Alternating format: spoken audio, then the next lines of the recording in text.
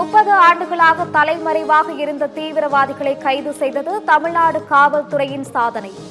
2 ரகசிய ஆபரேஷன்கள் மூலம் 3 தீவிரவாதிகளை கைது செய்துள்ளதாக டிஜிபி சங்கர் ஜிவால் பேட்டி.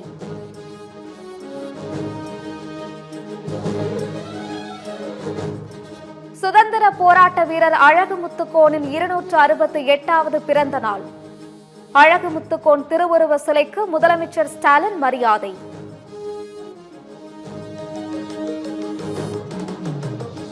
தாய்நாட்டின் மானத்திற்காக மரணத்தை முத்தமிட தயார் என முழங்கி இன்னுயிர் நீத்தவர் சுதந்திர போராட்ட வீரர் அழகுமுத்துக்கோன். 268வது பிறந்த நாளில் அவரின் தியாகத்தையும் வீரத்தையும் போற்றி வணங்குகிறேன் என அதிமுக பொதுச் செயலாளர் எடப்பாடி பழனிசாமி சமூக வலைதள பதிவு.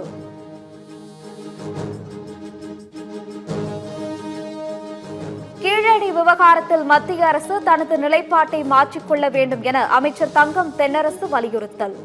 கீழடி குறித்து உண்மைக்கு புறம்பான கருத்துக்களை தெரிவித்த ஓய்வு பெற்ற அதிகாரியிடம் அகழாய்வு குறித்து கேட்ட மத்திய அரசுக்கு கண்டனம்.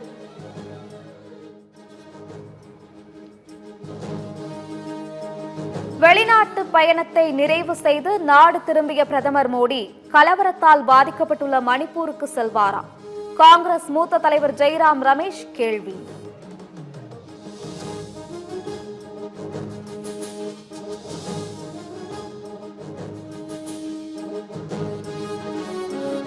பாமக சேரும் அணி மிகப்பெரிய வெற்றி பெறும் என ராமதாஸ் உறுதி. பிரதமர் மோடி எனது நண்பர்தான், தமிழ்நாட்டிற்கான நிதியை கேட்டு பெறுவோம் என பேட்டி.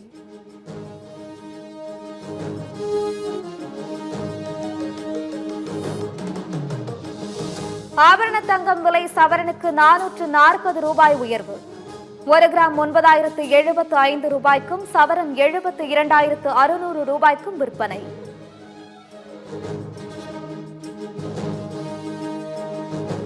குஜராத்தில் பாலம் இடிந்து விழுந்த விபத்தில் சிக்கி உயிரிழந்தோர் எண்ணிக்கை 18ஆக உயர்வு. மாயமானவர்களை தேடும் பணி 3வது நாளாக நீடிக்கிறது.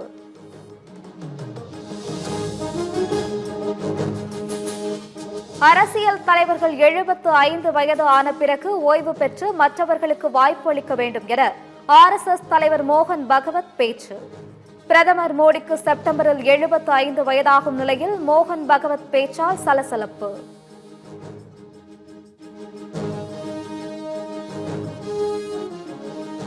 அத்வானி முரளி மனோகர் ஜோஷிக்கு 75 வயதான போது ஓய்வு பெறுமாறு வற்புறுத்தியவர் பிரதமர் மோடி என சஞ்சய் ராவத் கருத்து. செப்டம்பரில் 75 வயதாகும் பிரதமர் மோடி ஓய்வு பெறுவாரா எனவும் சிவசேனா MP சஞ்சய் ராவத் கேள்வி. கடன் வசூலில் கடுமையான நடைமுறைகளை பின்பற்றக்கூடாது. வங்கி அல்லாத நிதி நிறுவனங்களுக்கு மத்திய நிதியமைச்சர் நிர்மலா சீதாராமன் அறிவுறுத்தல்.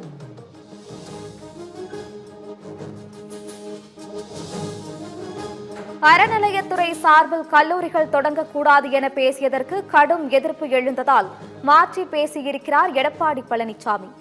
எடப்பாடி பழனிசாமி என அழைப்பதை விட பல்டி பழனிசாமி என அழைக்கலாம் என அமைச்சர் சேகர் பாபு விமர்சனம். நேற்றைக்கு முன்தினம் அறநிலையத்துறையின் சார்பில் கல்லூரிகளே தொடங்கப்படக்கூடாது என்றார். கடுமையான எதிர்ப்பு ஏற்பட்ட பிறகு அறநிலையத்துறை சார்பில் நான் கல்லூரிகள் வேண்டாம் என்று சொல்லவில்லை, அரசு சார்பிலே கல்லூரிகள் தொடங்கினால் ஏற்புடையதாக இருக்கும், அனைத்து வசதிகளும் கிடைக்கும் என்று சொன்னார். அவரை எடப்பாடி பழனிசாமி என்று அழைப்பதை விட பல்டி பழனிசாமி என்று அழைக்கலாம்.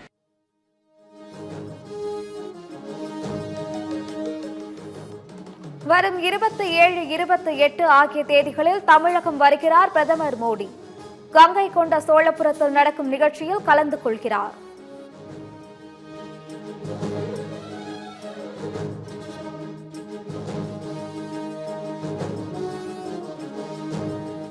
ரித்தன்யாவின் மாமியார் சித்ரா தேவியின் ஜாமீன் மனு தள்ளுபடி. திருப்பூர் நீதிமன்றம் அதிரடி தீர்ப்பு.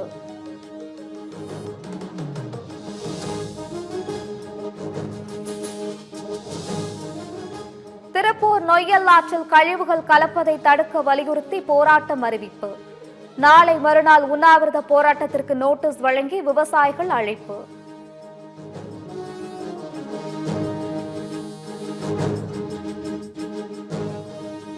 மேற்கு வங்கத்தில் 15 வயது சிறுமியை பாலியல் வன்கொடுமை செய்து கொல்லப்பட்ட வழக்கு 3 குற்றவாளிகளுக்கு தூக்கு தண்டனை விதித்து நீதிமன்றம் அதிரடி தீர்ப்பு.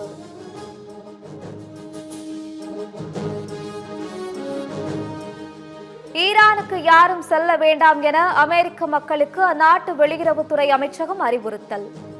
தாக்குதல்கள் நிறுத்தப்பட்டாலும் ஈரானுக்கு செல்வது பாதுகாப்பானது இல்லை என எச்சரிக்கை.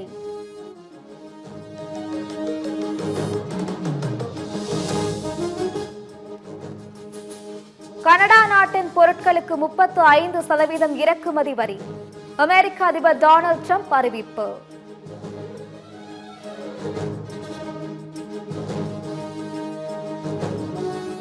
அதிக வரி விதித்த அமெரிக்காவிடம் நாங்கள் 50% வரி வசூலிப்போம், அதே பலத்துடன் பதிலடி கொடுப்போம் என பிரேசில் அதிபர் மிரட்டல்.